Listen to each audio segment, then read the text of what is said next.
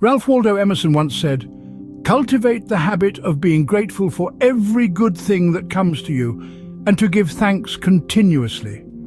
Gratitude, my friends, is a powerful force. It's more than merely saying thank you. It's a deep appreciation for the blessings we have, the simple pleasures of life, the beauty of the world around us.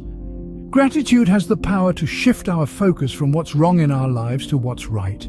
It helps us overcome obstacles, not by making them disappear, but by giving us the strength to face them head on.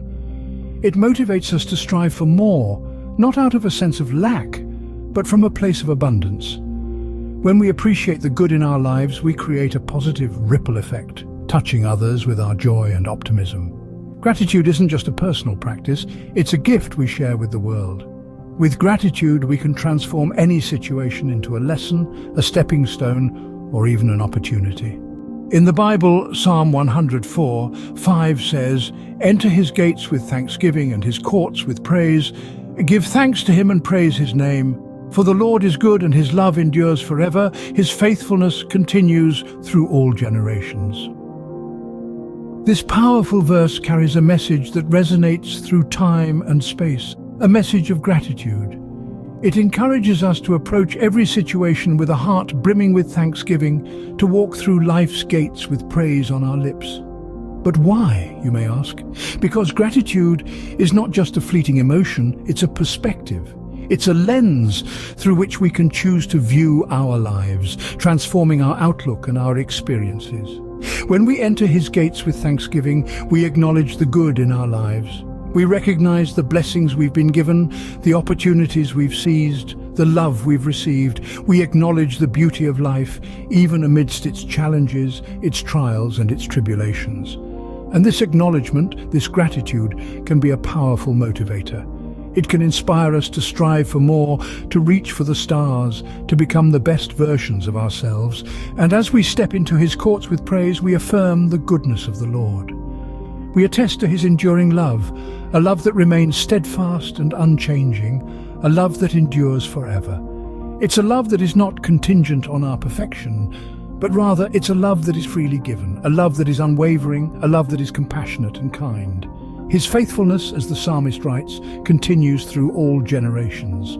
It's a faithfulness that is unyielding, a faithfulness that is constant. It's a reassurance, a promise of his steadfast presence in our lives. No matter the storms we face, no matter the mountains we must climb, his faithfulness is a beacon of hope, a guiding light that shows us the way. So, let us remember the words of Psalm 104:5. Let us embrace a life of gratitude. Let us acknowledge the good, affirm his love, and trust in his faithfulness.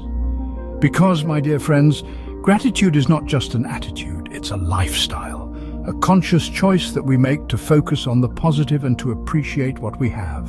So, how do we apply the teachings of Psalm 104:5 in our lives? We've explored the immense power of gratitude and delved into the profound message of Psalm 100 verses 4 and 5. Now, let's turn our focus to the practicality of these teachings in our daily lives. Gratitude, my friends, is not just a concept to be understood, but a virtue to be practiced, a habit to be cultivated. So, how do we cultivate an attitude of gratitude? One practical approach is through journaling. Yes, the simple act of writing down what you are grateful for each day can have a profound impact on your mindset. This practice helps to shift our focus from the negatives to the positives, from scarcity to abundance.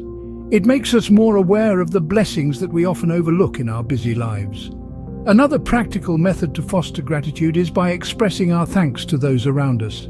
It could be as simple as thanking a colleague for their help, or expressing appreciation to a loved one for their constant support. Such small acts of acknowledgement not only uplift the receiver, but they also fill the giver with a sense of contentment and joy.